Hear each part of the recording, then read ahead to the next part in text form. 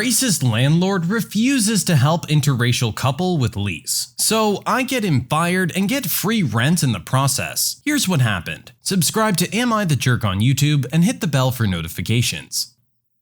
After graduating college, my girlfriend and I moved to a new state, where she was accepted into an engineering program. We found a lovely garden apartment-style complex that advertised 100 megabytes per second internet speed included in the price, among a few other amenities. When we met the property manager, he seemed strict but well-mannered, nothing out of the ordinary, until we signed the lease. The first problem. Suddenly, walking into his office was not allowed without an appointment. I had come by to ask a question, saw him browsing social media, and figured he was as available as he made himself to us when we first came by, unannounced to view a model apartment. Nope. He refused to answer my question and asked me to make an appointment via email. The second problem. The terms of our lease included an attachment to complete within 48 hours of accepting the keys that details all discrepancies within the unit. We submitted the attachment via email around the 40th hour. The property manager responded that the terms recently changed from 48 to 24, and since we had passed 24 hours, we would be held liable for all found damages. When citing our copy of the lease, which explicitly stated 48 hours, he informed us that we signed an outdated copy and would need to make an appointment to come by the office and sign a new lease. The third problem. The internet speed was not 100 megabytes per second as advertised. It was less than 15 megabytes per second off-peak, and about around 5 megabytes per second on-peak. We again contacted the property manager to complain, but were referred to make an appointment. The fourth problem. We made an appointment to address the previous three problems. During this meeting, and after I finished voicing our issues, the property manager leans forward and says, "There are other communities in this neighborhood that may be more accepting of people like you and your girlfriend. You're welcome to break the lease and leave." People like you and your girlfriend. I had thought he was referencing our no-nonsense response to his nonsense. Daily communication, scheduling multiple meetings to address these issues, etc. But my girlfriend believed he was speaking towards our skin colors. Her, a black woman, and myself, a white man. My girlfriend jokingly told me to check my privilege before getting serious, and explaining to me that we were experiencing discrimination at the very least. Now for the solution. I did some research and discovered the property manager worked for a larger organization that owned several complexes throughout the country. I found their director of human resources on LinkedIn and made a connection.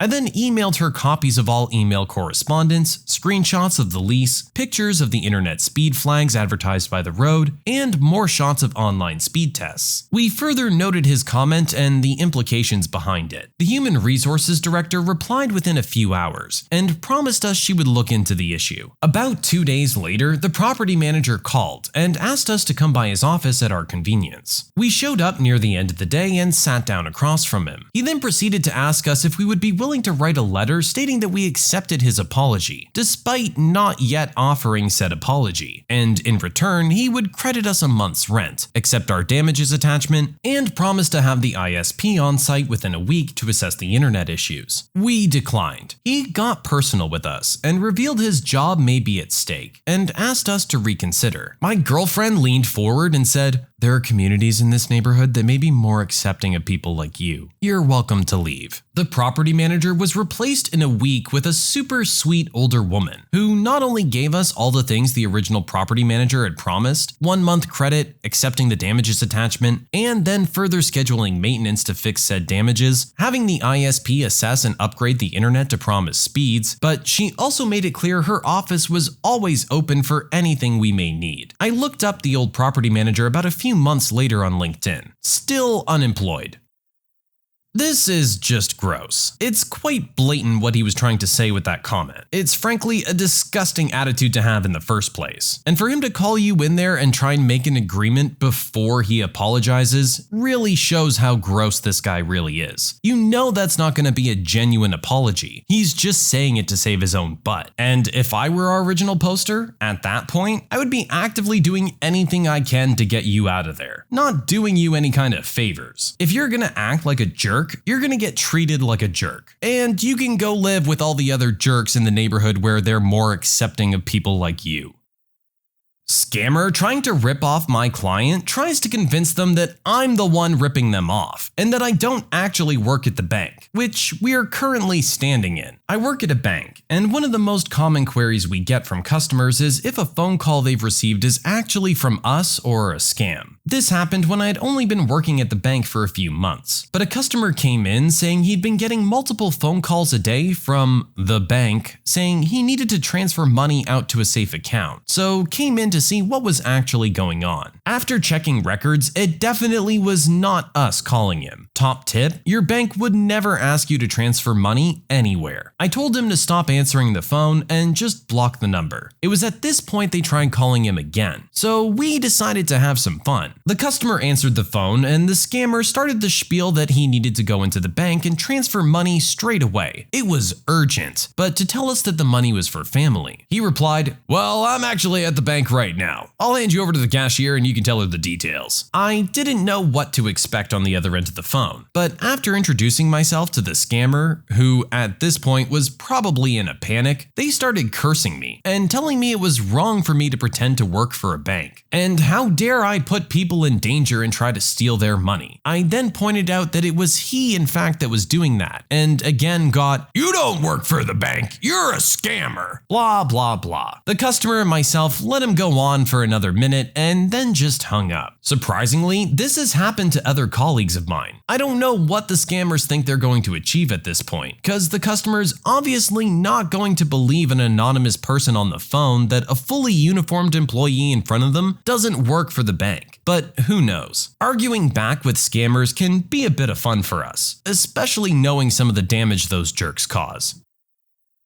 These kinds of people are the absolute worst. Their primary targets are old people who don't really know any better and don't understand that they're being scammed. They're willing to take people's life savings over the phone and lie the whole way along. This one had clearly been caught, but was somehow trying to desperately save his own butt and walk away with a buck. If you guys ever get calls or texts like this, do not respond. Never go through an outside number contacting you. You hang up the phone and call the number on the back of the card. That way you know you're speaking to an official representative of that company. My entitled aunt insists that my Christmas present is for her daughter. This story takes place when I was about 8 or 9 years old. My mom, sister, and I were visiting my aunt and my older cousin, who's about a year older than me, for Christmas and staying there for a couple of weeks. My cousin was also celebrating her birthday a little after Christmas, and so we saved some of her gifts for that party since it would be easier. After we'd eaten the cupcakes and sang happy birthday, it was time for her to open her gifts, so my mom brought them out for her. She opens a gift and it was an Equestria girl singing Pinkie Pie doll, since we all enjoyed that series and it was her favorite character. She opens the next and it was the exact same doll that was meant to be given to me for Christmas, but got mixed up in there somehow. My mom goes up to her and says, "Sorry honey, that one wasn't meant for you. We just put the wrong toy in your pile of presents." My older cousin gives the toy back. My cousin was completely fine with it, but that's when my entitled aunt comes in. She grabs the toy from my mom and says, "She opened the toy, it's hers now." I look at my aunt and say, "But Mama said that one was meant for me." My mom asks for the doll back from my aunt and picks up the wrapping paper that had the label with my name on it and says, "I specifically got these matching dolls for them to match. It's not fair if older cousin gets both of them." "Well, she should have both of them since it's her birthday, and she'll just keep both in case one of them breaks." At this point, my older cousin comes in trying to defuse things before it gets any worse and says, "Mom, let her have the doll. I don't even play with dolls unless they're here anyways." Entitled aunt, getting pretty loud, says, "No, you're keeping the doll." Even though my older cousin and I were only about a year or two apart, I was a really sensitive kid, so this hit me pretty hard. It would have been fine otherwise, but at the time, it was one of the worst years of my life. At this point, my sister had also gotten into the conversation, and my mom and entitled aunt are arguing. My older cousin and I just go into the other room while it all plays out, trying to play with the other dolls we'd gotten together. My mom eventually wins the argument and gets the doll back, but entitled aunt and my mom were mad at each other for the rest of the stay. Several years later, my aunt still acts like this, but a lot worse, and last time to the point where she attacked my sister and I. But that's a story for another time. How are you gonna sit there and literally take toys away from kids? Honestly, your kid already has the exact same one. There was clearly a mix-up. You're really gonna get into an argument over this and think that you're in the right? Come on. I don't understand how people like this can possibly view themselves as a decent person. You know, in her mind, she thinks she's right. Honestly, just don't be a jerk. My parents grounded me for the entire summer because they thought I gave my 6-year-old sister beer. I was about 12 or 13 and was babysitting my sister and her friend. They were playing house and they found some empty beer cans my parents had just finished before going out. They asked if they could play with them. I cleaned them out and let them have them. About 2 days later, my dad bursts into my room screaming at me for giving a 6-year-old beer. Mind you, I was still asleep when he burst in, so I was completely confused. Later, he showed me the empty cans in my sister's room and asked why I let them drink. I tried to explain the situation. They were empty, I rinsed them out, and put water in them. He didn't believe me because my sister was so adamant about me getting grounded. Summertime, no phone, no going out, no allowance, but still had to do the chores. And no pool. We had one in the yard. 2 months, mostly my whole summer, grounded. To say that I was ticked off is an understatement. So being older and wiser, I tricked her into a confession. I asked my mom to stand by the kitchen window. It was open and led to our porch. I asked my sister after a bunch of small talk, "Why did you lie to mom and dad about me giving you beer when it was water?" Her reply was, "So you'd get in trouble." My mom flew out of the kitchen with the wooden spoon. This was well over 30 years ago, so this was much more commonplace in that day. And my sister got a spanking and a grounding. And I was repaid my allowance plus some, and was allowed a pool party that weekend that I invited all the kids in the neighborhood to, including my sister's friends. She watched from her room all day. Now as adults, we laugh about it, but honestly, kids can be straight up jerks.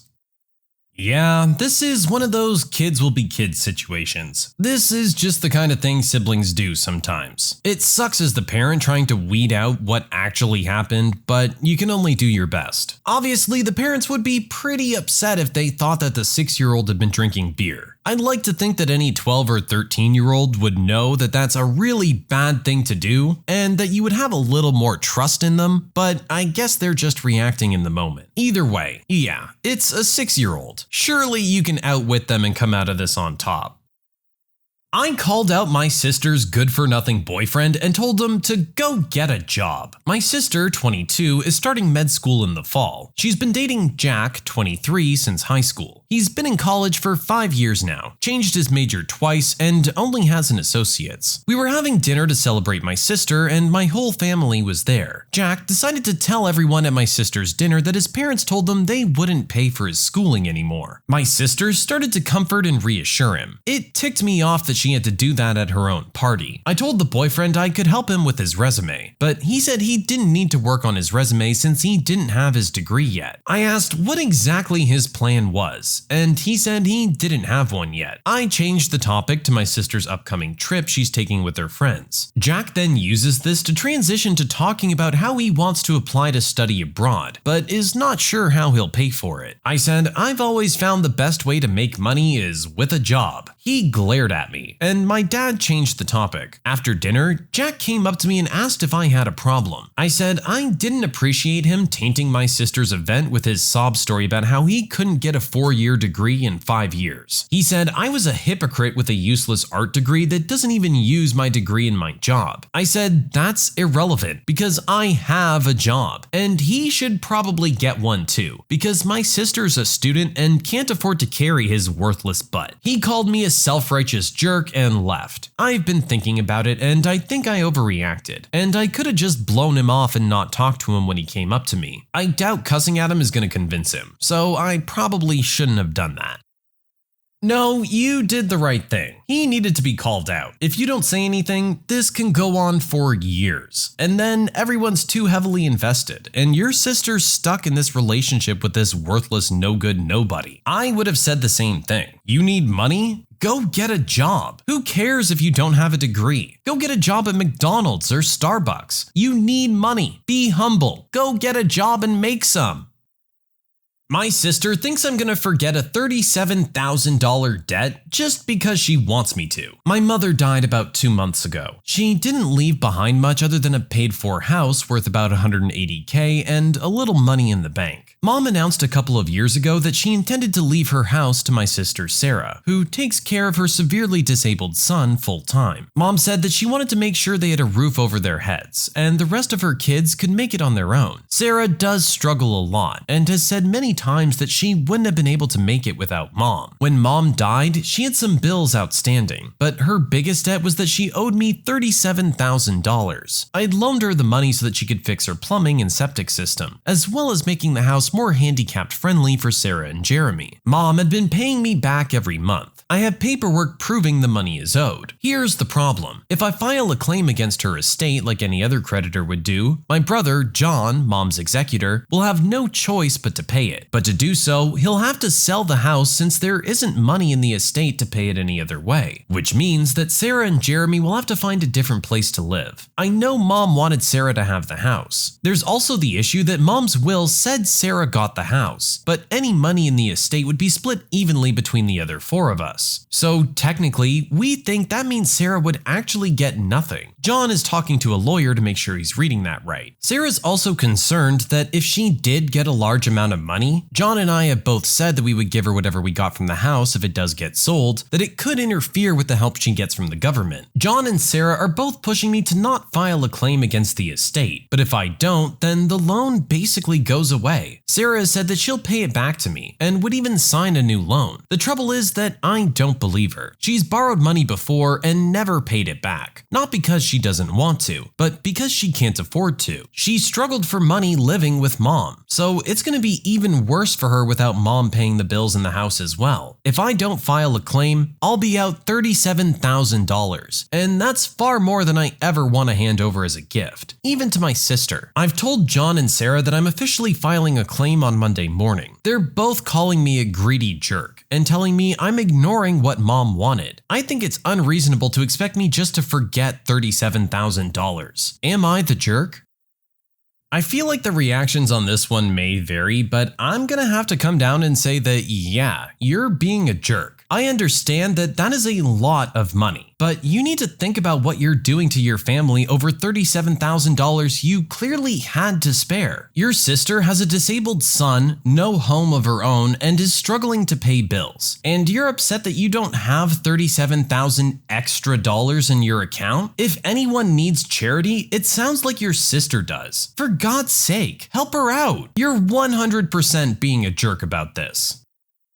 My brother is furious that I'm willing to look after his son when he isn't. I'm a 44-year-old male, and my younger brother, T, 37, and I have been in a huge fight in the last few days due to a recent event that happened in my family. To give you some context, T had a girlfriend in his early 20s. We didn't have a lot of interactions, and they broke up. He never told me exactly why. Well, it turns out that he got her pregnant, and when she told him, he simply said he wanted nothing to do with her or the baby. She gave birth to a boy, L, who's now 15. No one in my family knew about it since they never spoke again. The information that I got from his social worker isn't a lot, but this is everything I managed to gather. L and his mother lived together for 2 years before he was taken away from her due to neglect. Since then, L went from foster home to foster home. All I can say is that the system wasn't nice on him, and he endured a lot in it. He has partial hearing loss, apparently has PTSD and behavioral issues due to his surroundings. I'm not sure how they got the information that we're his biological family. Probably his biological mother finally told on T. I don't know if I'm angrier about him never telling us that he got another girl pregnant, or that he simply sent her away. Anyways, his social worker talked to my brother and asked him to take L in. T asked for a DNA test, and it's 100% his child. L was introduced to my family, and honestly, L is a lovely kid. Everyone thought he would be difficult to deal with, but he's just a kid who desperately needs a family and somewhere safe away from everything he endured. But T explained that he wasn't going to take L in. He explained that he has another family now. To say I was angry is an understatement. I just can't understand. How dare him? Knowing everything he went through and knowing that if he says no, L will be forced back into the system that's failed him countless times, to reject him. I fought a lot with my brother. but he wouldn't budge, saying that he can't bring an unknown child with mental problems to his house that he has small children in. So yesterday, I reached out to his social worker and asked her if I could be the one to foster Elle. I explained to her my brother's motives about the small children and told her that I wouldn't have that problem since my children are older than Elle, and it would be good for Elle to get used to his family that way. They liked the idea and started to look into it, and my brother was notified of that. We got into a new argument. He said that I have no right to do what I'm doing, that Elle is not real family. I said that he's rejecting his rights as a father to Elle, so he couldn't tell me what to do with his child. My brother got involved. He scolded T, but said I overstepped when I asked to foster him, since he's still T's child and it was obvious that he doesn't want Elle around. I'm not changing my mind if I'm actually the jerk. I won't let Elle go into the system again, but I want to know if I am being the jerk here.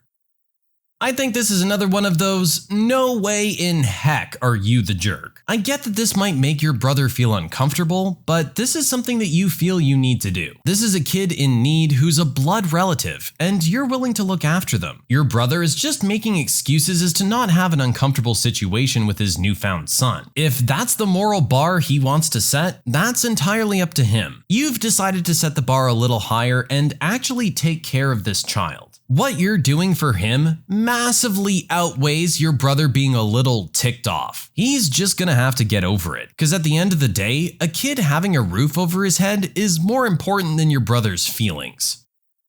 When you subscribe, make sure to hit the bell to turn on notifications. Put the playlist on in the background to finish listening to all the stories, linked at the top of the description. And if you like Am I the Jerk, give Am I the Genius a shot. Linked in the description as well. Either way, thanks a lot for watching, and we'll see you guys next time.